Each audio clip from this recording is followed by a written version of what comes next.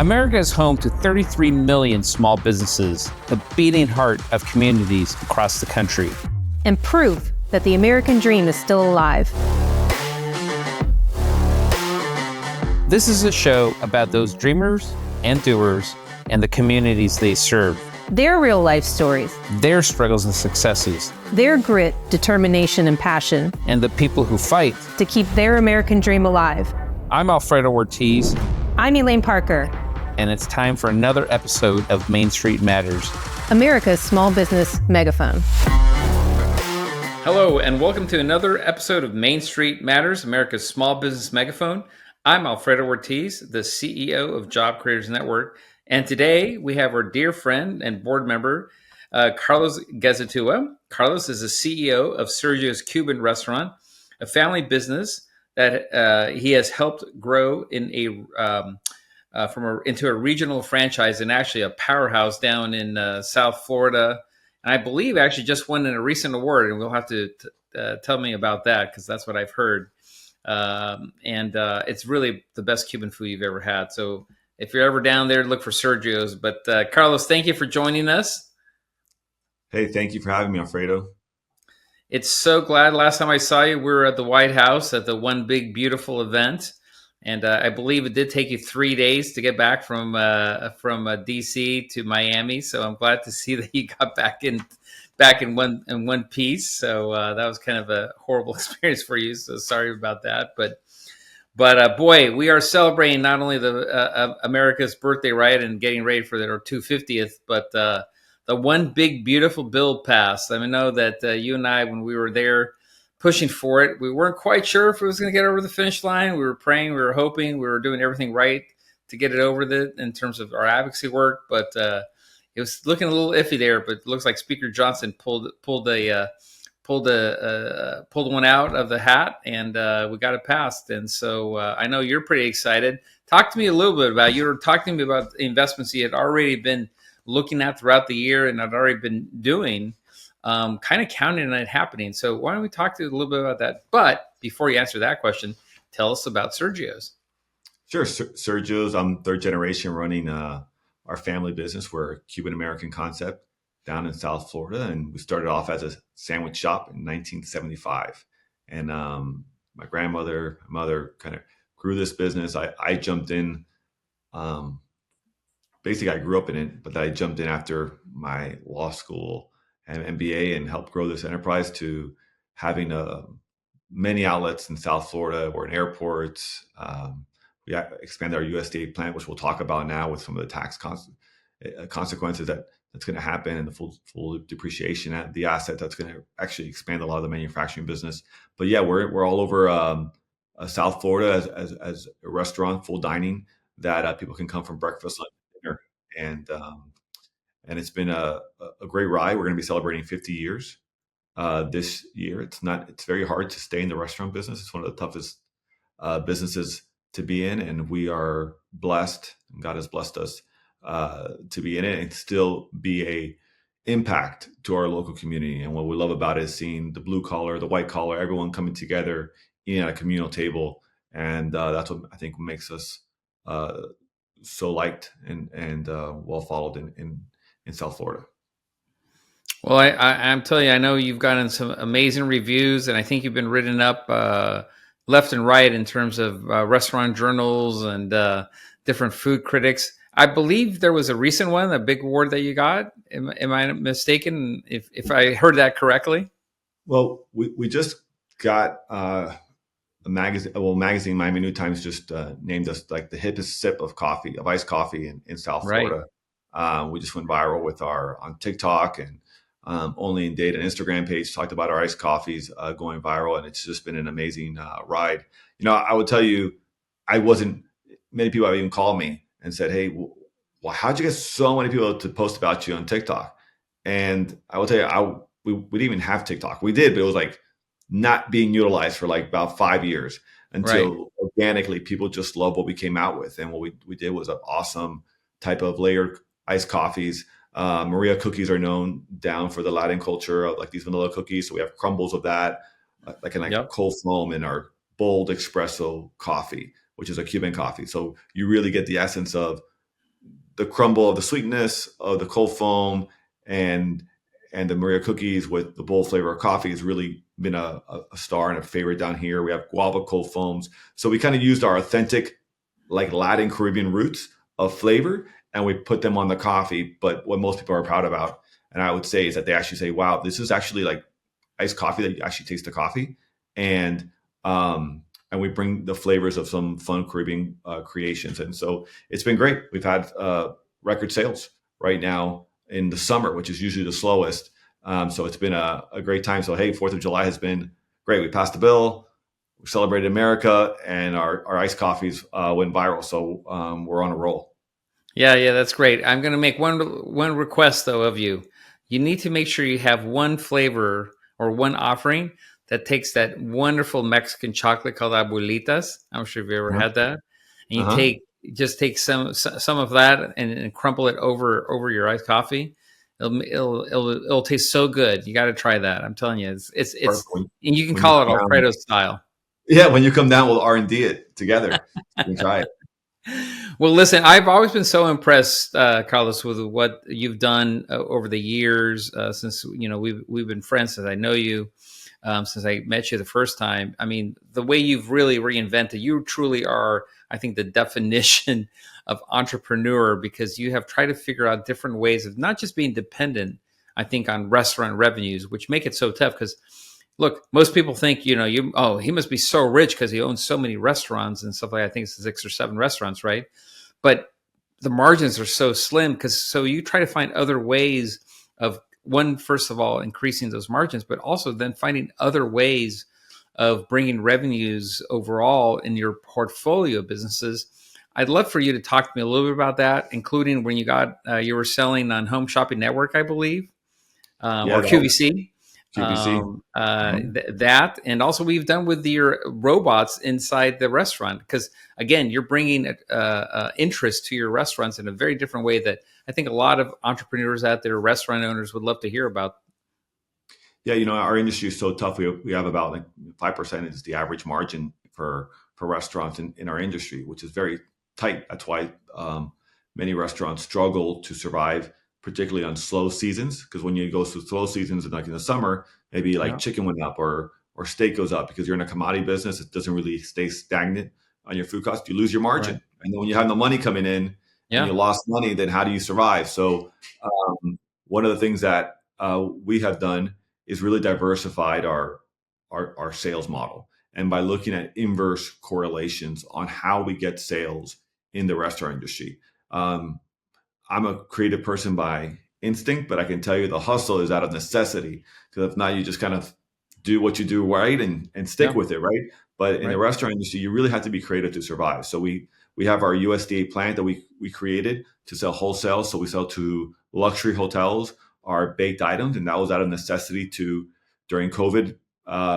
They closed us down, and we had to figure out who would buy this product that would stay open. So that gave us a different, diverse business model. QVC came up to us and said, would you sell? And at that time, our manufacturing plant didn't have any sales other than their restaurant. So we said, yes. Pretty much we said yes to everything. Said yes. Right. And what was the question again? It was we'll take anything. And that's what we did. But we learned, by the way, we didn't always make money on these ventures, but I think that's okay, because you learn the experience, you get to learn those best lessons, and then you can apply it later on, which is what we've done now. Is from those QVC programs, from everything we've done there, we learned, okay, in the wholesale, how do we do this? So we have a healthcare business now. We have a wholesale business now. We do airports, universities, pretty much the restaurants. And so we're going to go into retail. And that's one of the things this Big Beautiful Bill allowed us to do, is to really look at continued expansion when you talk about manufacturing. So when we talked about during COVID, we all know that for some reason the virus was not going to grocery stores, but it was going to restaurants. Right. So that taught us to say, we should probably look into the future, into retail, because if they ever do close us down for any other virus in the future, we know they're going to keep grocery stores alive. So for restaurateurs out there, that's something to be like, wait a minute, they gave us a roadmap, and we have to know that we have to diversify our business and our sales model to do that. So that's what we're focusing on now. And when you talk about the bill being allowed to appreciate equipment, I mean, that is crucial for growth. And so that's what we started doing now. We knew the president was going to keep his promises one way or the other, whether it was a big bill or two bills in the beginning of this year. We went full force and said he's going to keep his promises for this, because this economy, in order for it to grow to what he wants and his plan, we needed to have that those tax savings continuing and the full depreciation assets. So that's why we started looking at how we can expand our USDA plant. We're doing that now in order to get into the retail business model, and continue our wholesale model to do that. And that's just one impact. Imagine we're just one restaurant. Imagine a bunch of restaurants out there trying to figure this out and say, how do I survive these next 5-10 years? They're going to start looking at what other restaurants are doing and creating that. And what that does is it gives more choices to the consumer. I can tell you the consumer wants to buy local. They want to buy regional. They want to buy from families that eat their product and care about about what they eat. And if you can put that into the grocery store and give them more options, then the consumer ultimately wins, right? Because you're providing more options for the consumer, more competition, prices come down unless you're differentiating with quality ingredients. So these are the kind of things that we're doing now, thanks to the big beautiful bill. So let's talk about the one big beautiful bill, because you've been referencing it and kind of the advantages of it. So let's kind of surface them right away so that folks kind of understand what we're talking about.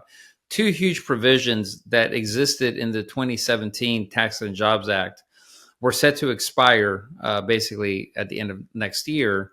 One big one that I believe I've heard just time and time again from all of our members that had the most impact was something that was called immediate expensing, 100% immediate expensing. That was being phased out over 5 years. Like I said, it was about to be phased out at the end of last year. At the end of next year. And so that was all brought back, which basically means if you bought a piece of equipment today that may have in the past taken you, 10 years, 15 years to depreciate. So let's say you have a piece of equipment that is $1,500,000 and it's a 15-year, right? So you could depreciate $100,000 off of your income statement, right? Every single year.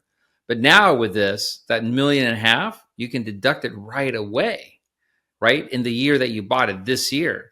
And why is that so significant to you, Carlos?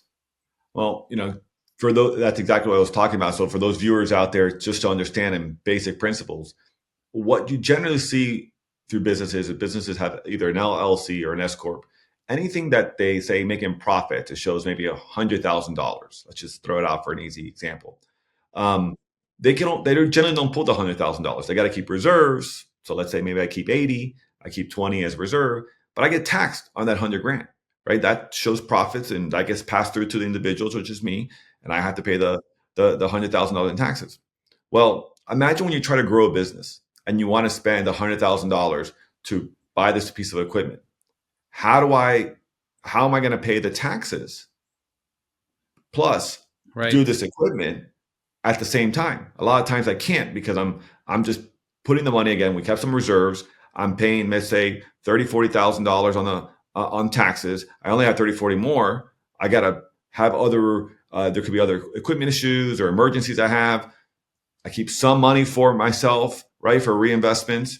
Then I have this, and I said, well, I can't really buy a piece of equipment. Maybe it takes me 3 years to 4 years just to save to buy that piece of equipment. Well, imagine now that $100,000, I can say, okay, I keep some reserve. I'm still taxing the 100 grand, remember, not the 80. But I can say, well, you know what? Let's go buy $100,000 of equipment. I don't pay any taxes, but I already invested in buying equipment from a manufacturer locally, helping that economy. But now I can grow my business. And what that does is it allows us to then put more production line in growing, or doing another restaurant, hiring more people in the local economy, opening jobs. And that eventually spreads out through your local economy a lot faster than 3 or 4 years. And the president knows that if you 100 depreciate the asset and let the business take the risk, they're going to have to pay more to bring that talent on that line, because I have to get that person from somewhere. So I'm going to pay them more. Number two, they know that that's just an accelerator to do this. And we've seen this in 2016. This was already a prime example. This is not, theoretical, right? Alfredo, we already saw Right. that when he first did this, the economy took off. And that's what you're going to see again, because now businesses have been hesitant to grow Mm-hmm. because, again, they needed that 100% depreciation, which was reducing every year for the last 4 years. It was going to go away. So that's why it's so important for people to do business. That's why I think everyone in the next 3 or 4 years, you're going to see people start saving up a little bit of money, and you're going to see them open up, whether it's a local office, whether it's buying equipment, whether it's opening restaurants, because they're going to see it's advantageous, one, from a tax perspective, but two, it's going to help your local business, and it helps you pay lower taxes for that equipment purchase. But hopefully you'll make more sales in the future based off that, and there will be more jobs and more sales for you. And that's what's exciting about this, because it gives us an Yeah. opportunity to grow. And so a lot of people don't get how important fully expensing your depreciation asset, Yeah. rather than 15 years, 10 years. You do it now because you get the instant savings now to take that risk. If not, it might take 5 years. And if everyone has to wait 5 years just to grow, then you don't get that growth spurt. That whole point of the tax Right. reduction, to keep it at the same price, you needed that full expensing in order for this whole thing to go through. Well, we were really excited because, as you know, we were huge vocal advocates for that, bringing back the 100% immediate expensing. They were going to bring back something, but it wasn't 100%. So we were very vocal about saying, look, our small business owners expect 100%. They're banking on it. We know what it did from the last time that we did it in the 2017 TCGA. So this is not a theoretical exercise, like you said. We know exactly what's going to happen, and small business owners like yourself are going to take that savings, invest it back in their businesses, grow their businesses, hire more people, pay more wages, pay more benefits. I mean, look, that's one thing about President Trump. He understood that this was it wasn't necessarily a spending bill, like for some reason our colleagues in DC like to call it a spending bill. It was actually a jobs bill, as far as I'm concerned, because that's what it was all about, right? I mean, this is bringing back jobs to America, first of all. And, the expansion that we're going to see, I think, at the back half, this is going to be immediate. I know that Kevin Hassett, I spoke to him, he was saying something like 3 to 4% in the back half. I think that's totally reasonable, because, like you, there are millions of other small business owners that either were waiting. You actually were a little bit more gutsy and kind of started the investment before the bill. But look, people can start going out literally today, buy their equipment and expense it today. And so all the profit that they may have collected for the first half of the year, they can actually now offset that with their investment in their business and grow it immediately. And like you did, I think it's 100 new employees basically that this investment in the manufacturing, the restaurant, I believe, if I remember the numbers correctly, you told me, that's what it means to you, right? And to your local economy. Yeah, in less than a year from now, Yeah. probably 6 to 8 months, I'll have an expanded USDA facility. I'll have 2 restaurants open. Over 100 employees will be in the local market, making more money, helping the community, and all because of these advantages, right, of growth. And it gave us stability and clarity for us to know, should we take the risk? Now, I will tell you that when we started doing this in the early part of the year, people thought we were a little crazy. We're like, hey, you guys gotta wait. You can't just go. Right. But we're a little bit more maverick in terms of, when we see the opportunity, we want to be a little bit ahead of it, even though there's more risk. Just Yeah. because we thought we were pretty confident, right? These are strategic decisions that the president was not going to let these tax bills. Well, plus you knew that JCN was part of it, so of course it's going to happen, right? Exactly. Well, we have such a great track record of really pushing for Main Street. One of the only true voices for small businesses in America, and you guys have been such great advocates in order for communicating the real issues. Like you said, Alfredo, if you weren't in there talking about, hey, fully depreciation, 100%, that's what all the small businesses were doing. Because if not, here's what happens. If you go to 60 or 70%, the Right. big businesses can depreciate that and take the risk. The small business can't. And so Right. what you were looking at was like, wait a minute, the big corporate and maybe the lobbyists are saying, well, can we do a 60 or 50? But the small business, the small mom and pop, they needed that 100% to do it in Yeah. order to compete. And compete with maybe the landlord for a particular location. Say, we're willing to take the risk. We're willing maybe to pay a little bit even higher in rent, but we know we're going to get the 100 depreciation asset for us to survive. So these are the important things that, and why it's so important to understand business and P&Ls and how business works, right? That Right. this president really understands that a Yep. lot of people in Congress do not understand, right? A lot of people writing the That's right. bills do not understand how small businesses work. And that's why job creators is so important as an advocacy. Well, thank you. Yeah, no, I appreciate it. You are one of our board members, so we appreciate your leadership as well as part of our board, and for helping promote and advocate for our small businesses. And so I want to make sure that we don't forget the cousin of this bill of a benefit, which is the 20% deduction as well, because that actually also I think is so important for our small businesses. In my opinion, it was probably second in order of importance. I remember sitting down with the House Ways and Means folks and saying, if you want to force me to choose one or the other, I'd have to go to the immediate expensing. But having both of them is, I think, an amazing thing, and making it permanent for our small businesses. Now you actually have the clarity, you actually have the ability to plan your business on a longer term basis, not just year to year and wondering what's going to happen when the new Congress comes in. If it's a new Congress or if it's a change in leadership, these are permanent changes. And so I think just super important. I mean, not people realize this was a major game changer for our small businesses. And I know I have to tell you, we feel so proud about those efforts, and we're excited to see what's going to do for your business as well.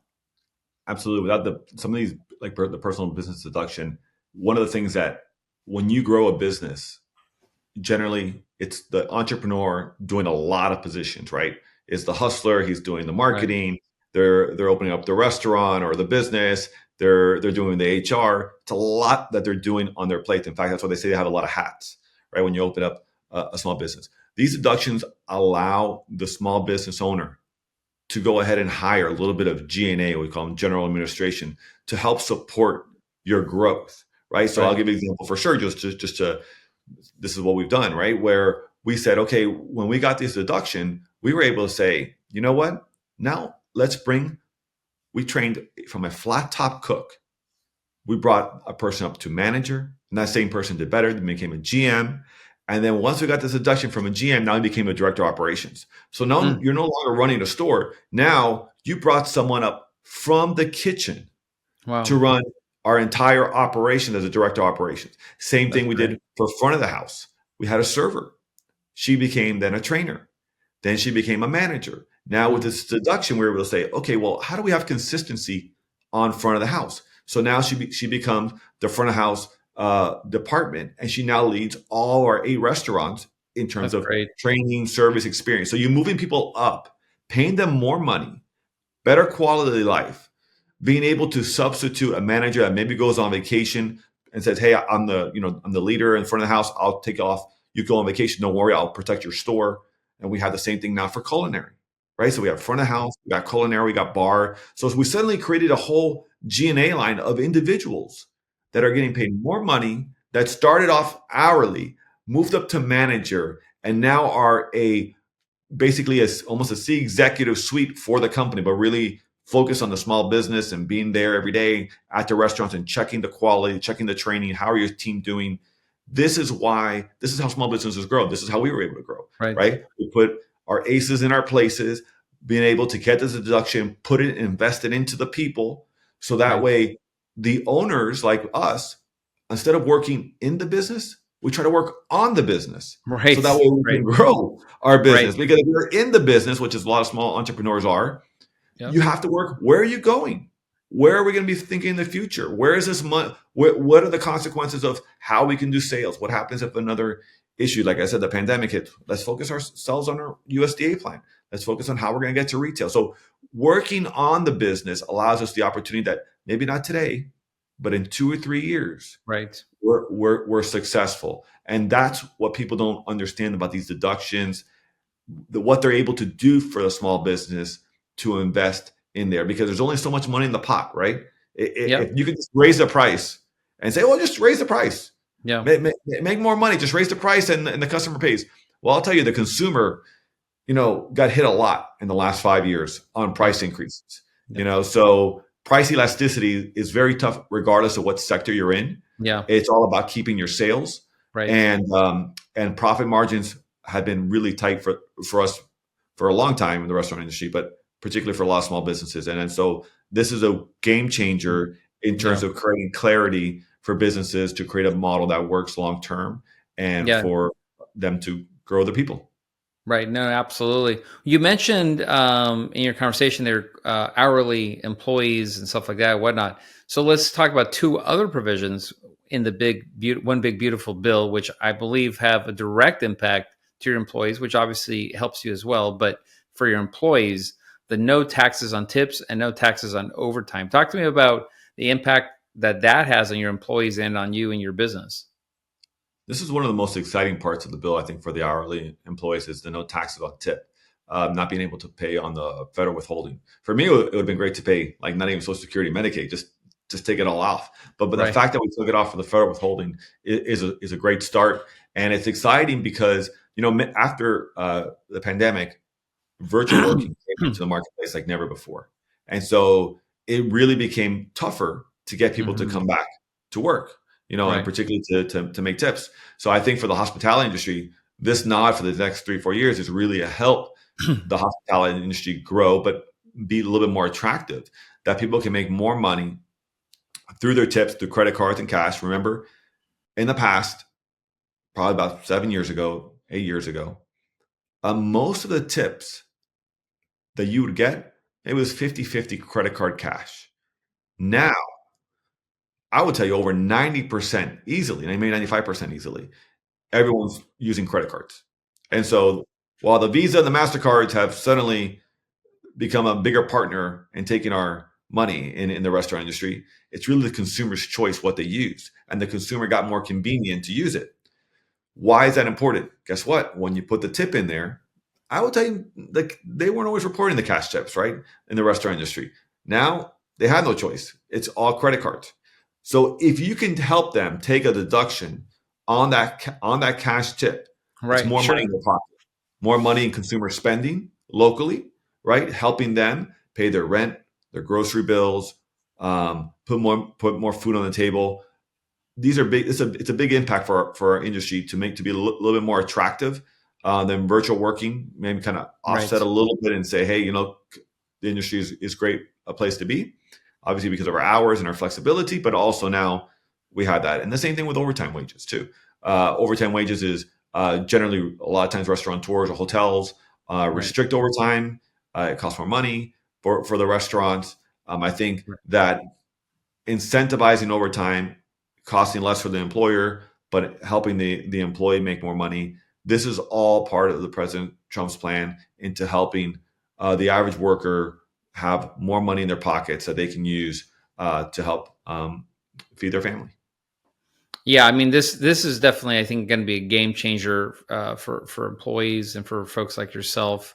And it's an opportunity. I mean, it's interesting. So we had Congresswoman Alexandria Ocasio Cortez up in New York saying that the 25,000, because there is a limit, right? Believe it's $25,000. It's kind of the cap on the no taxes on tips. But she was like scoffing at that amount, saying that's not really any real wages. Real, I mean, it reminds me of Pelosi. When we were talking about the crumbs. Yeah. She would talk about crumbs. What does $25,000 of non-taxable tips mean to your average server? I mean that's huge. You're talking at least one, the top I would say server. That's 1/4 of their income, right there. That's tax free that they can do it. So I think that's so if servers making 80, 90, 70 grand, perfect. That's a big chunk for it. So um, I think they don't remember or know Yeah. what it is to. Anybody in Congress, she should remember because I think she was just a bartender a few years ago, if I remember Do correctly. they not remember how tough it is to work in the Exactly. hospitality industry? Well, You look, see, when you get a $10 million advance from Amazon for some book deal or whatever she was doing, I guess she seems to forget that $25,000 tax-free tips is probably a lot of money. absolutely, absolutely. So I think they suddenly all become rich when they go to Congress, but they Yeah, forget yeah, about the people who are electing them and are working every day to keep this economy going and as Yeah. the engine of our economy. So, Yeah. look, anything we can do to put more money into hardworking Americans is a game changer and a win for our small businesses. Yeah. And it's something that we should be advocating for. Yeah, no, absolutely. Well, I know we're pretty much out of time now, and I know you have a restaurant to go run, eight restaurants to be specific. So I appreciate your time, Carlos, as always, your friendship, your guidance on our board. And for folks who want to know more about wonderful Sergio's and locations, where do they go? Hey, check us out at sergios.com. Easy. SCRGIOS.com. So And come check I us out. We're in promise South Florida. And I promise all our viewers is that is worth your time. If you're down in South Florida, check one of Sergio's go to sergios.com, check out the locations. It'll be worth your while. I'm still trying to see if I can get some of our house leadership down to visit your restaurant, because I'm sure they won't be disappointed when they do. So again, Carlos, thank you so much. Appreciate the time.